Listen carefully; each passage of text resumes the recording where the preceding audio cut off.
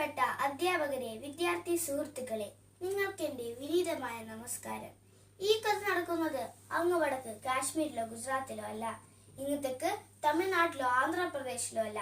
ഇവിടെ ഈ കൊച്ചു കേരളത്തിൽ മണിമന്ദിരത്തിലെന്നോ മാടപ്പുരയിലെന്നോ വ്യത്യാസമില്ലാതെ ഈ കഥ നടക്കുന്നു.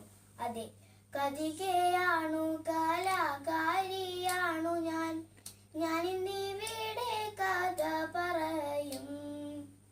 കഥികയാണു കലാകാരിയാണു ഞാൻ, ഞാനിന്നിവിടെ കഥ പറയും.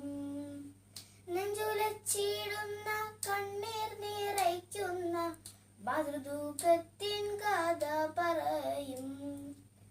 നെഞ്ചുലച്ചിടുന്ന കണ്ണീർ നിറയ്ക്കുന്ന മാതൃദുഃഖത്തിൻ കഥ പറയും. ഈ കഥ റഫീഖ് അഹമ്മദിന്റെ അമ്മത്തൊട്ടിൽ എന്ന കവിതയുടെ കഥാപ്രസംഗ ആവിഷ്കാരമാണ്.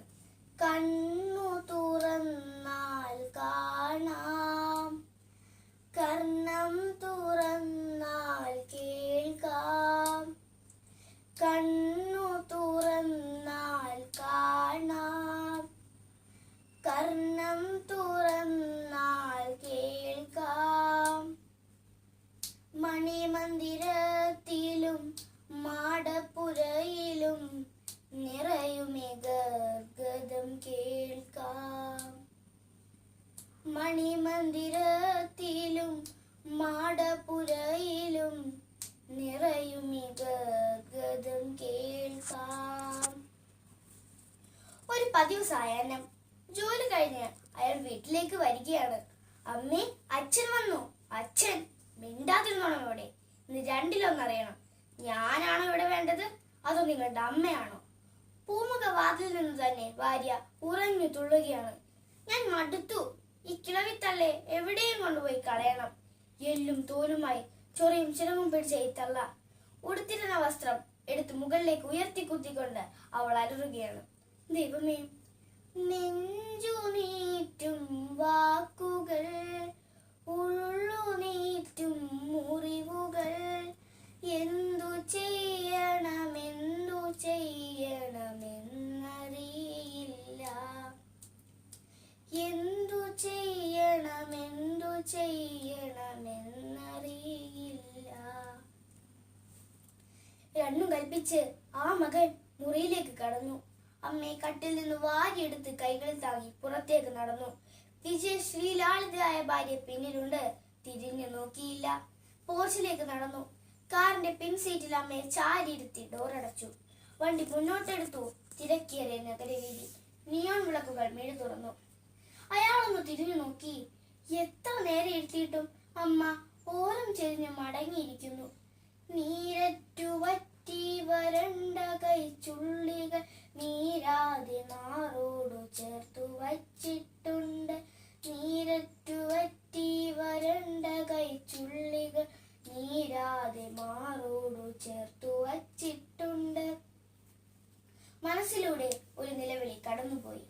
തന്നെ തഴുകിയ കൈകൾ, തന്നെ മാറോടു ചേർത്തൊരു കൈകൾ, തന്നെ തഴുകിയ കൈകൾ, തന്നെ മാറോടു ചേർത്തൊരു കൈകൾ. സഹിക്കാൻ കഴിയുന്നില്ല. എങ്ങോട്ടു പോകുന്നു എന്നു ചോദിച്ചില്ല, എന്തിനെന്നു അമ്മ ചോദിച്ചില്ല. പാടയും പീളയും മൂടിയ കണ്ണുകൾ ഏറെ പണിപ്പെട്ടടച്ചു തുറന്നവർ, മങ്ങിപ്പഴകിയ പിഞ്ഞാണ വർണ്ണമായി പാടയും പീളയും മൂടിയ കണ്ണുകൾ. അമ്മ, ഈ കണ്ണുകളിലൂടെ അമ്മ എല്ലാം കാണുന്നുണ്ടാവും. വീഥികൾ വിജനമായി. ആ വലിയ ഷോപ്പിംഗ് മാളിന്റെ മുമ്പിൽ എവിടെയെങ്കിലും അമ്മയെ ഇറക്കി വെക്കാം. നടുങ്ങിപ്പോയാൽ പെറ്റു കിടക്കും തെരുവു പട്ടിക്കെന്നൊരൂറ്റം കുലച്ചതു ചാടിക്കുതിക്കുന്നു. പെറ്റുകിടക്കുന്ന തെരുവു പട്ടിക്ക് പോലും തന്റെ കുഞ്ഞിനോട് ഇത്രമേൽ കാരുണ്യം കരുതലും. വേണ്ട, ഇവിടെ വേണ്ട, അമ്മ ഇവിടെ ഉപേക്ഷിക്കേണ്ട. വണ്ടി വീണ്ടും മുന്നോട്ടെടുത്തു.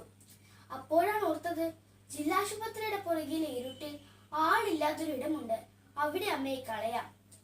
ഒച്ചയനക്കമില്ലാതെ പടികൾ കയറി. നെഞ്ചിലൊരു വിങ്ങൽ, ഒരു വലിവ്. ഓർമ്മകൾ പുറകോട്ട് പായുകയാണ്. കുഞ്ഞായിരുന്നപ്പോൾ പണ്ടു പനിച്ചതും അമ്മ എടുത്തുകൊണ്ടപ്പടിയോരും കേറി കിതച്ചതും. ആ കിതപ്പ് നെഞ്ചിൽ വന്ന് തൊടുകയാണ്. പണ്ടത്തെ സൂചിപ്രയോഗത്തിൻ നീറ്റൽ പോലെന്തോ മനസ്സിലൂടപ്പോൾ കടന്നുപോയി. വേണ്ട, ഇവിടെയും വേണ്ട. വണ്ടി വീണ്ടും മുന്നോട്ടെടുത്തു. ബാല്യം പിച്ചവച്ച ആ വിദ്യാലയ മുറ്റത്ത് തന്നെ അമ്മയെ ഇറക്കി വെക്കാം. അയാളൊന്ന് ഓർത്തു. ഒരു 5 വയസ്സുകാരൻ നിന്ന് ചിണുങ്ങുകയാണ്. അമ്മേ, അമ്മ പോവല്ലമ്മേ, എനിക്ക് പേടിയാ. ഈ സാറുമാരനെ തല്ലും അമ്മേ. അമ്മ പോവല്ലമ്മേ. കുട്ടാ, അമ്മയുടെ പൊന്നു കുട്ടാ, അമ്മ നീ പഠിച്ചു വരുന്നത് വരെ ഈ വരാന്തയ്ക്ക് പുറത്തു നിന്നോളാം. പൊന്നുമോൻ കരയാതെ. അമ്മേ, എന്നെ കൊണ്ടുപോമ്മേ. അമ്മേ.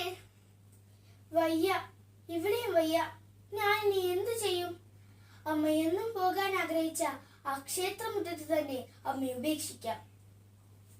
അമ്മ എടുത്തു. ക്ഷേത്രമുറ്റത്തെ പടികൾ കയറി ക്ഷേത്രമുറ്റത്തെത്തി. കണ്ണുകൾ നിറയുകയാണ്. ഒരു നടുക്കം. ആരാണു മുന്നിൽ? ഈ വിജനമായ ക്ഷേത്ര പരിസരത്ത് ആരാണു മുന്നിൽ? പുറത്തേക്ക് ശാന്തനായി ഈശ്വരൻ കാറ്റൊന്നു കൊള്ളാനിറങ്ങിയോ? ആരാണു മുന്നിൽ? പുറത്തേക്ക് ശാന്തനായി ഈശ്വരൻ കാറ്റൊന്നു കൊള്ളാനിറങ്ങിയോ? ദൈവമേ, ഞാൻ ചെയ്തു കൂട്ടിയ ക്രൂരതകൾ കണ്ടിട്ടാണോ ഈശ്വരൻ ശ്രീകോവിൽ നിന്ന് പുറത്തേക്ക് വന്നത്? വയ്യ, എന്റെ അമ്മയെ എനിക്ക് ഉപേക്ഷിക്കാൻ വയ്യ.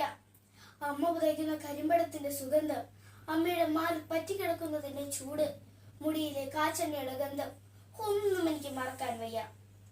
കണ്ണുകൾ തുടച്ചു. ഉറച്ച തീരുമാനമെടുത്തു. അമ്മയെ ഉപേക്ഷിക്കില്ല. ഒന്നിനും കൊള്ളരുതാത്തവൻ എന്നവർ ഇന്നും പഴി പറഞ്ഞേക്കും. മടങ്ങാതെ വയ്യ, തലയ്ക്കകത്തെന്തോ പെരുക്കുന്നു. മെല്ലെ തിരിഞ്ഞൊന്നു നോക്കി. നടുങ്ങിപ്പോയാൽ പീളയടിഞ്ഞു നിറം പോയ കണ്ണുകൾ നിർദ്ദയം തുറന്നു വെച്ച് അമ്മ വലത്തോട്ടു ചാഞ്ഞ് മടങ്ങി മയങ്ങി കിടക്കുന്നു. അമ്മേ, അമ്മേ. വിളി കേൾക്കാൻ കഴിയാത്ത ദൂരത്തേക്ക് അമ്മ മടങ്ങിയിരുന്നു. പാലൂട്ടി താരാട്ടി എന്നെ വളർത്തിയ പാവമെന്നമ്മയെ ഞാൻ മറന്നു. പാലൂട്ടി താരാട്ടി എന്നെ വളർത്തിയ പാവമെന്നമ്മയെ ഞാൻ മറന്നു. പാരിതിൽ ഞാൻ ചെയ്ത ക്രൂരതയ്ക്ക് പാപപരിഹാരമൊന്നുമില്ല. പാരിതിൽ ഞാൻ ചെയ്ത ക്രൂരതയ്ക്ക് പാപപരിഹാരമൊന്നുമില്ല. സ്റ്റിയറിംഗിലേക്ക് തല ചായ്ച്ച് അയാൾ ഇരുന്നു.